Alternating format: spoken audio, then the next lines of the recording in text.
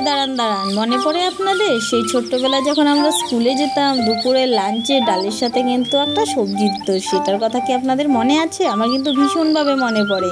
তাই কিন্তু আমি মাঝে মাঝে সেই রকমই একটা সবজি বানানোর চেষ্টা করি বাড়িতে। এখন তো আর স্কুলে যেতে পারবো না, আরে মজা করছিলাম, তাই বাড়িতেই বানিয়ে নিই। তো চলুন দেখে নেওয়া যাক আমি কীভাবে করছি রান্নাটি।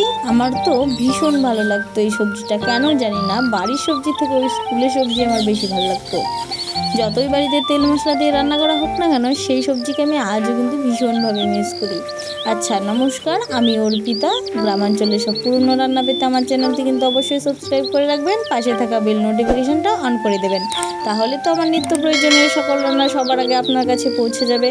আমি কিন্তু গ্রামাঞ্চলের খুব পুরনো রান্না খুব সহজভাবে আপনাদের সামনে তুলে ধরার চেষ্টা করি। একবার হলেও কিন্তু আমার চ্যানেলটা ভিজিট করে যাবেন, আশা করছি আপনাদের অবশ্যই ভালো লাগবে। তো দেখুন, সব কিছু সবজি কেটে কুটে নিয়েছি, আর এদিকে কিছুটা সরিষার তেল দিয়ে দিলাম 4-5টা শুকনো লঙ্কা, আর দিয়ে দিলাম 5 ফোড়ন।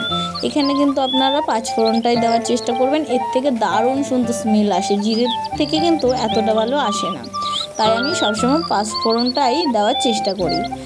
তারপর কিছুটা নুন আর হলুদ দিয়ে কিছুক্ষণ নাড়িয়ে চাড়িয়ে সামান্য পরিমাণে ভেজে নেব। ভাজা হয়ে গেলেই দিয়ে দেব পুঁই শাকটা, দিয়ে তারপর আরও কিছুক্ষণ সময় ধরে নেড়ে চেড়ে ঢাকা দিয়ে দিতে হবে। কিন্তু এটা খুব হালকা আঁচে রান্না করবেন, তাহলে করে সবজিটা তাহলে একবারে নরম হয়ে যাবে কিন্তু। তারপর দেখুন কিছুক্ষণ নাড়িয়ে চাড়িয়ে নিয়েছি, এরপর একটা ঢাকনা দিয়ে ঢেকে দেবেন।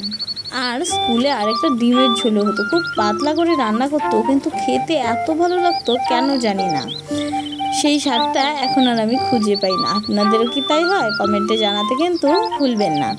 দেখুন একবার চাপা দিয়ে ঢাকনাটা খুলে দেখে নিয়েছি, এখনও সেদ্ধ হয়নি, তাই আবারও সামান্য চাপা দিয়ে দেবো। সামান্য জলও দিয়ে দিয়েছিলাম, বেশি ভাজা ভাজা হয়ে যাচ্ছিলো। দেখুন সামান্য জল দিয়ে দিয়েছি, দিয়ে আরও কিছুক্ষণ সময় ঘেটে ঘুটে তারপর দিয়ে দেব কিছু জিরে গুঁড়ো।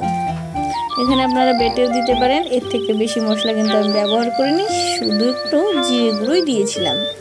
তারপর আর কিছুক্ষণ সময় ধরে নাড়তে নাড়তে দেখবেন একদম মাখো মাখো হয়ে এসছে, তখনই কিন্তু বুঝতে হবে রান্নাটি আমাদের হয়ে এসছে। বেশি রান্না করার দরকার নেই, তাহলে স্কুলের স্বাদ কিন্তু চলে যাবে। স্কুলে তো এত স্বাদ করে রান্না করে, কি আর বলি আপনাদের।